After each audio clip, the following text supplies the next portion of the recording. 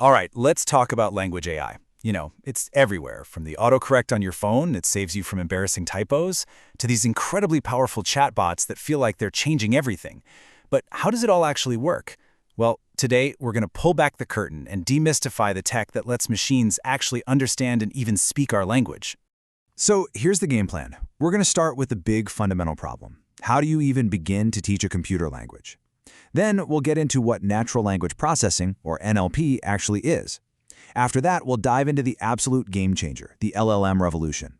We'll look at their amazing powers and some pretty serious pitfalls. And we'll wrap up with the one thing these machines still can't quite get right, the human element.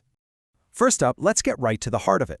Why is something that's so easy for us, understanding a simple sentence, so mind-bogglingly hard for a computer? Think about this sentence. When you or I read, "I am hungry," we get it instantly. We know the feeling, the context, what it implies. But to a computer, it's just a string of characters, a bunch of pixels on a screen. The whole puzzle is figuring out how to turn that simple string of text into something a machine can process, something it can actually learn from. So, this huge challenge is exactly what a whole field of AI is dedicated to solving. Let's define what it is and see how it tackles this language puzzle. So this is natural language processing, or NLP, and I want you to focus on that very last word on the slide, context. That is everything. See, NLP isn't just about knowing what individual words mean. The real goal is to understand how words play together, the grammar, the subtle meanings, the relationships, to create the full picture. And you might not realize it, but you're using NLP all day, every day. That spam filter in your inbox? That's NLP classifying emails as junk or not junk. When you're typing a search and it finishes your sentence for you, that's text generation. It's the engine behind translation apps, grammar tools, you name it. And here's the thing. It's not just about the words you type. This field is incredibly broad. It's also working to understand the words you speak through speech recognition. It can even bridge the gap between sight and language by looking at a photo and generating a description of what's in it. For decades, NLP was making this slow, steady progress. But then, just a few years ago, something happened that completely changed the game. A new development came along and basically turned the whole field upside down. And that brings us to this, the large language model, or LLM. Yeah, these are the big ones you've definitely been hearing about, like GPT. What makes them so different is that they are trained on a truly unimaginable amount of text data from the internet. We're talking books, articles, websites, the whole shebang. And by processing all of that, they get incredibly good at recognizing even the most subtle patterns in the way we communicate.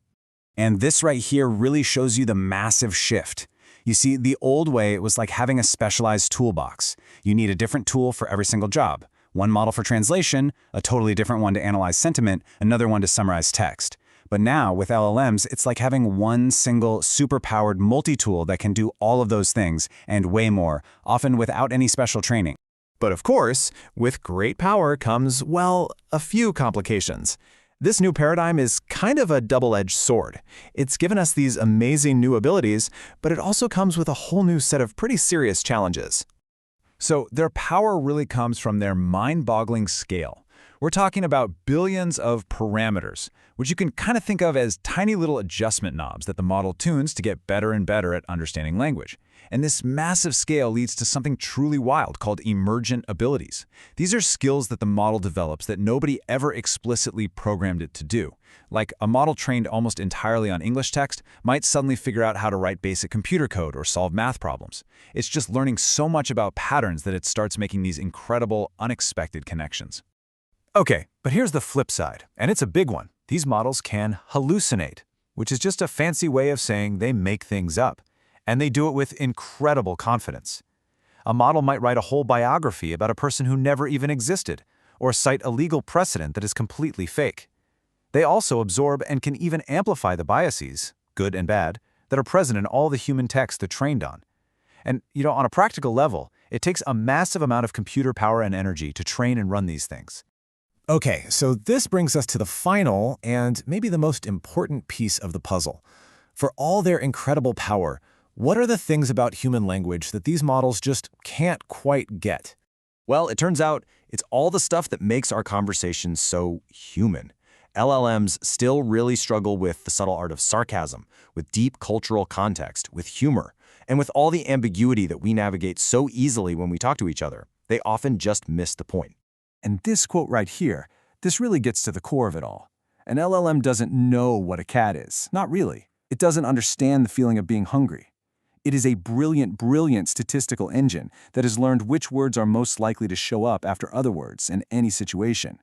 They are phenomenal pattern matchers, but they are not conscious thinkers. And that leaves us with a pretty deep question to chew on. As we start using these tools more and more in our lives, as we have conversations with them that feel more and more real, it really forces us to ask, if there's no real understanding behind those words, what exactly is the nature of that conversation?